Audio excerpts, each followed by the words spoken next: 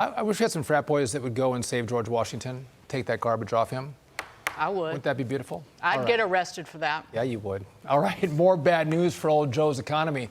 The U.S. added just 175,000 jobs in April, far short of the 240,000 economists had expected. But that's not the full story. Take a look at this. The labor participation rate is still well below the trends before the pandemic. But that did not stop Biden's deputy labor secretary from telling our own Ed Lawrence that Biden's economic strategy is, in fact, going according to plan. This is steady, stable growth. This is 175,000 jobs created at the same time that the unemployment rate is now under 4% for 27 months straight. We continue to see broad-based growth. We always talked about getting to a more steady state, and the 175,000 from last month and the average for a little over 240,000 over the last 3 months is very much continued sign that President Biden's economic strategy is working. Here with reaction, Heritage Foundation economist EJ Antoni. EJ, your reaction to that gobbledy-whoops, and also just the number of people who are, millions of people who are missing from the labor force, and what that means for the United States today and in the days ahead.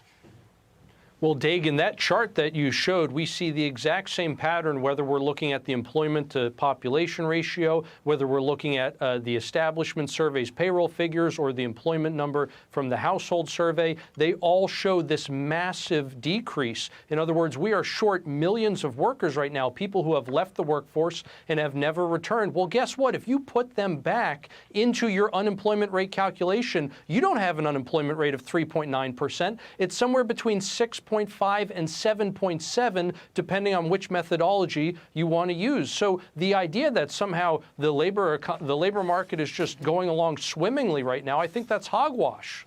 No, it is hogwash. All right, EJ, let's move on to this. Because the New York Times columnist absolutely perplexed by America's feeling nostalgic about Trump's economy, reminding people of how bad the economy was because of the pandemic, arguing that if Trump gets a pass for a struggling economy during COVID, Biden should too. Quote, why shouldn't Biden get a similar pass for problems that manifested on his watch, but surely reflected delayed effects of COVID disruptions? You know, EJ, I think the problem here is Americans look at the 3 years before COVID of Donald Trump, and they were like, listen, I had more opportunity. I was making more money. Inflation was under control. I could buy a house. Interest rates were low. And, you know, Joe Biden has had basically 3 years since the pandemic, or to Dagan's point, 3.5 years, and he can't get his act together. People are still struggling to pay the mortgage, put gas in their car, and food on their table. This is just another liberal economist trying to pull cover for Joe Biden.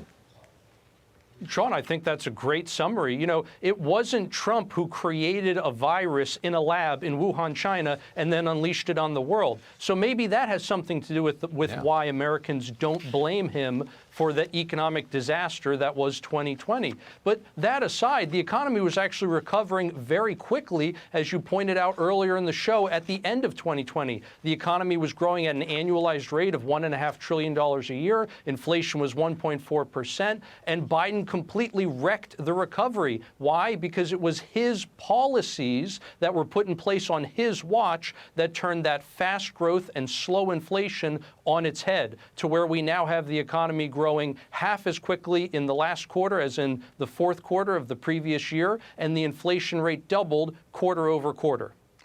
So the only conclusion to be drawn, EJ, is this is intentional.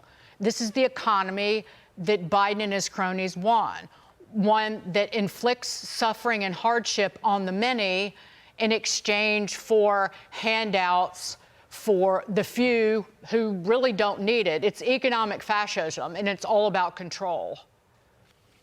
I think, again, that's a very good summary, Dagan. You know, if you are a member of the elite, if you went into the Biden administration with a lot of equities, with a lot of stocks, with a lot of assets like housing, all of those things have inflated very, very highly. And so their prices have risen. Those folks are doing just fine. If you're on the other extreme, the other end, where you're receiving a lot of government benefits, you're living on the dole, those benefits have been expanded. You're also doing just fine under Biden. Biden. It's middle America. It's the folks in between that have gotten absolutely crushed by his hidden tax of inflation, and they have seen their jobs not go back to themselves after the economy was reopened, but instead they've watched their jobs go to foreign-born workers.